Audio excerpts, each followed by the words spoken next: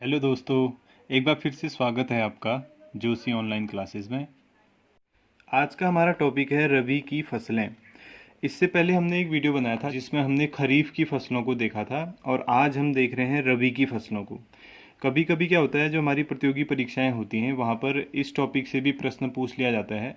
तो एक जी के रिलेटेड स्टूडेंट होने के नाते आपको ये याद होना चाहिए कि कौन सी फसल रबी की फसल है, कौन सी फसल खरीफ की फसल है। तो आज हम एक छोटी सी ट्रिक बना रहे हैं जिससे हम जितनी भी हमारी जो प्रमुख रबी की फसल हैं उनको याद करने का यहाँ पर प्रयास करेंगे।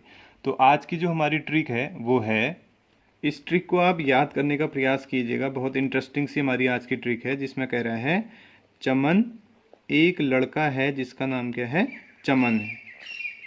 रविवार को चमन रविवार को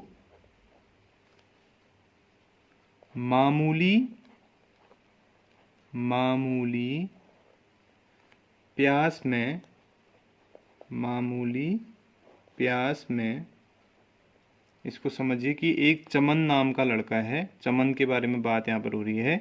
उसके बारे में कह रहा है कि वो रविवार को उसे क्या हुई थी, मामूली सी प्यास लगी थी। मामूली सी प्यास लगी थी। तो कह रहा है चमन रविवार को मामूली प्यास में गम का आगाज कर बैठा। अब देखो, बहुत इंटरेस्टिंग सा हमारा एक सेंटेंस है यहाँ पर जिसमें कह रहा है एक लड़का है चमन जो रविवार को, जिसे रविवार को क्या हुई थी, मामूली सी प्यास लगी थी और उसे पीने के लिए कुछ भी नहीं मिल रहा था। तो उसने क्या किया, गम का आगाज कर दिया। ठीक है, मतलब गम में चला गया। वैसे जाना नहीं चाहिए गम में इतनी छोटी सी बात में, लेकिन वो चमन नाम का लड़का है जो किस में चला गया, गम में चला गया। तो ट्रिक है, चमन रविवार को मामूली प्यास में गम का आगाज कर बैठा। तो इस ट्रिक से हमें क्या होगा, जो रबी की फसलें होती हैं उनके बारे में जानकारी हो जाएगी कि कौन कौन सी फसलें हैं जो रबी की फसलें हैं। अक्सर क्या होता है, जो रबी की फसलें होती हैं उनको पानी के अलावा ठंडे मौसम की आवश्यकता होती है। वो ठंडे मौसम में ज़्यादा अच्छी तरीके से तैयार होती है। तो इसलिए क्या होता है कि जितनी भी रबी की फसलें होती हैं उन्हें जब जाड़े के मौसम की शुरुआत होती है, अक्टूबर या नवंबर महीने से, वहाँ पर इसकी बुआई की जाती है। और उसके बाद जैसे ही गर्मी शुरू होने वाली होती है, यानी कि गर्मी का मौसम जब से शुरू होने वाला होता है, तो कह सकते हैं अप्रैल के महीने में, मार्च या अप्रैल के महीने में, तो वहाँ पर इस फसल को क्या होता है, काट लिया जाता है। तो अगर हम इसमें देखें कि जो रबी की फसल की जो बुआई है, अगर हम बुआई की बात करें तो ये भी याद होना चाहिए क्योंकि यहाँ से भी कभी कभी प्रश्न पूछ लेता है। तो बुआई तो इसकी कौन से महीने में होती है, अक्टूबर नवंबर, क्योंकि यहाँ पर क्या होता है, जाड़े की मौसम की शुरुआत होती है। ठीक है, अक्टूबर और नवंबर में इसकी बुआई होती है। इसी तरह से अगर हम कटाई की बात करें तो जो कटाई इसकी होती है वो होती है मार्च अप्रैल। इन मौसमों में इनको जो है काटा जाता है। गर्मी के मौसम में इसे काटा जाता है और ठंडे के मौसम में इसे लगाया जाता है। तो कभी कभी प्रश्न सीधे यहाँ से पूछ लिया जाता है कि रबी की फसलों को कौन से मौसम में या किस महीने बोया जाता है। तो अगर बोने की बात आएगी तो अक्टूबर नवंबर, और काटने की बात आएगी तो मार्च और अप्रैल। तो अब हम एक छोटा सा टेबल बनाएंगे जिसमें देखेंगे कि ये जो ट्रिक है हमारी, इसमें प्रमुख रूप से कौन कौन सी रबी की फसलें आती हैं। चमन रविवार को मामूली प्यास में गम का आगाज कर बैठा।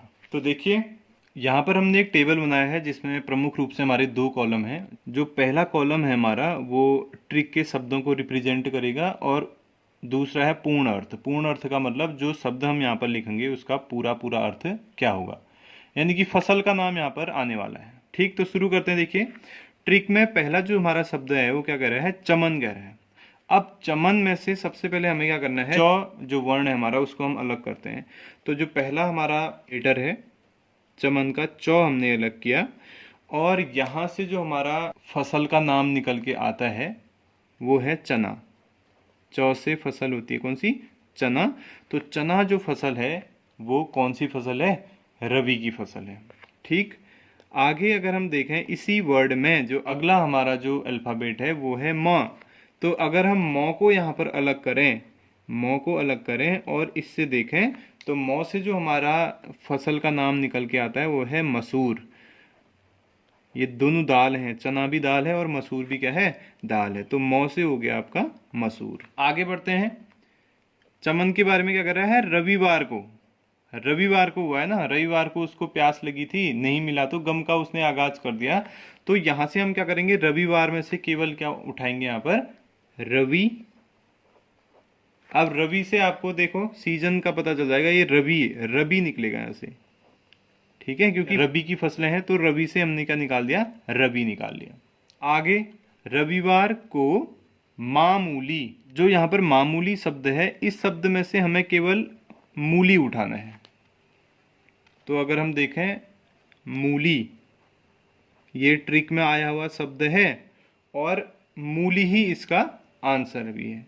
मूली कौन सी फसल है, रबी की फसल है। तो मामूली में से हमने मूली निकाला और मूली भी जो है वो रबी की फसल है। इसको भी चना और मसूर जिस समय हम उगाते हैं, बोते हैं, यानी कि अक्टूबर और नवंबर में, उस समय इसको लगाया जाता है। अगला अगर हम देखें तो यहाँ पर आ रहा है प्याज, मामूली प्याज।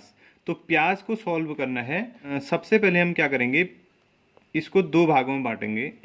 एक शब्द हमको प्या अलग करना है, फिर स अलग करना है। अगर टेबल में रखे इसे देखें तो ये पहला हमारा शब्द है प्या, और इससे हमने निकाला प्याज।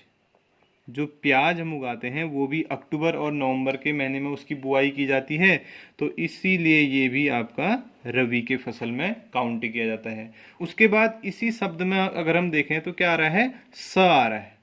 तो सौ से अगर हम फसल का नाम देते हैं तो ये नाम है सरसों। सरसों भी आपकी रबी की फसल है।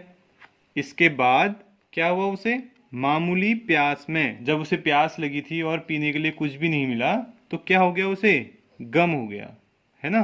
तो अब देखते हैं गम से क्या बनता है। सबसे पहले हमने गम में से ग लेटर को अलग किया, और ग से जो यहाँ पर फसल का नाम आता है वो है गेहूं। गेहूं जो फसल है वो रबी की फसल है। जैसे हमने धान के बारे में पढ़ा था कि धान खरीफ की फसल है, उसी तरह से जो गेहूं है वो रबी की फसल है। तो गेहूं अलग हो गया। उसके बाद इसी में कह रहा है अगला लेटर है म, गम हो गया ना। तो ग से तो हमने गेहूं निकाल लिया, अब है मौ की बारी। अगर मौ से अगर हम देखें तो मौ से बनता है मटर। अगली जो हमारी फसल है वो है मटर, ये भी रबी की फसल है। उसके बाद ट्रिक में देखें तो कह रहा है गम का आगाज कर बैठा। आगाज कर बैठा कह रहा है, तो आगाज से हमें अब फसलों के नाम निकालने हैं। तो इसके तीनों लेटरों को हम यहाँ पर अलग अलग कर देते हैं। पहला लेटर हमारा है आ, इससे एक फसल आएगी। दूसरा है गा, इससे एक फसल आएगी। और तीसरा है ज, इससे भी एक फसल का नाम आएगा जो रबी की फसल में काउंट किया जाएगा। तो आ से जो बनता है वो है हमारा आलू। आलू की जो फसल है वो रबी की फसल है। गा से हमारा बनता है गाजर, ये भी रबी की फसल है। और जौ से बनता है जौ, जौ भी हमारी रबी की फसल है।